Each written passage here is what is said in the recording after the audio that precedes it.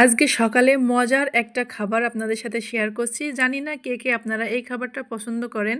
অনেকেই পান্তা ভাত পছন্দ করেন। কিন্তু এই পান্তাটার কোয়ালিটি কিন্তু অন্যরকম। এটা কিন্তু আগের দিনের ভাত, সেটা কিন্তু রাতে আমরা জাল দিয়ে থুই। মানে এই ভাতটা একদম রান্না করতে হয় আবার।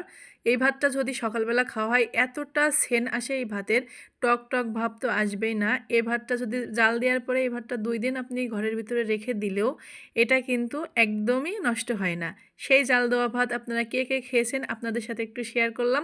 এটা কিন্তু অনেক দুর্দান্ত স্বাদ হয়। আজকে কিন্তু এই জাল দেওয়া ভাতটা আমি আলু ভর্তা এবং মুরগির গোশ আর শাক দিয়ে ঝাল আর পেঁয়াজ দিয়ে মজা করে এই ভাতটা কিন্তু আমি খেয়েছি। এটা কিন্তু আমরা ছোটোবেলা থেকে খাই। আমার মা দাদিদের দেখেছি তারা সারা বছর যত রাতই হোক না কেন ভাত কিন্তু জাল দিয়েই থুতো।